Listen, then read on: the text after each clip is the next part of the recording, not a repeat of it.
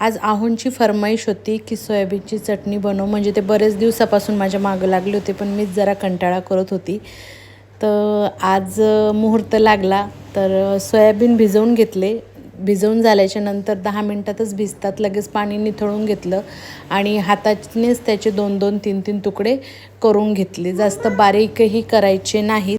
की लगेच कढई घ्यायची, गॅसवर ठेवायची, तेल तापत ठेवायचं, तेल थोडं जास्त टाकायचं.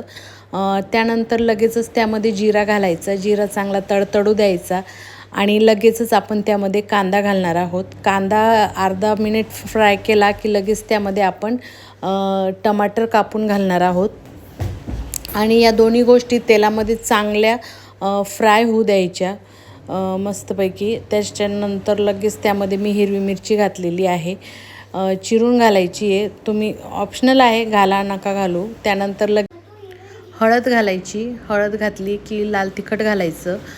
किती तिखट खाताना त्या हिशोबाने, पण ही भाजी जरा तिखट छान लागते.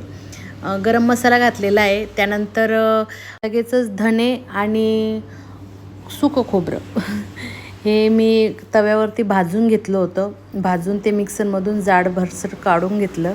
तर हे सुद्धा तुम्ही 1 चम्मच यामध्ये घालायचं आहे. चव खूप छान लागते. तुम्ही रोजच्या भाजीत वगैरे वापरलं तरी चालतं. सर्व एकत्र एकजीव करायचं आणि जे आपण सोयाबीन बाजूला ठेवलेले होते ते यामध्ये घालून द्यायचे आहे आणि एकत्र एकजीव करायचं. सोबतच त्यामध्ये चवीनुसार मीठ घालायचं आहे आणि सगळं साहित्य ना एकदम छानपैकी एकत्र करायचं, जेणेकरून पूर्ण मसाला जो आहे, मीठ आणि मसाला, तो पूर्णपणे सोयाबीनच्या वड्यांना छानपैकी लागल. कसं असतं ना, सोयाबीनचे वडे लगेच तेल पाणी शोषून घेतात, तर ते कोरडे वाटतात.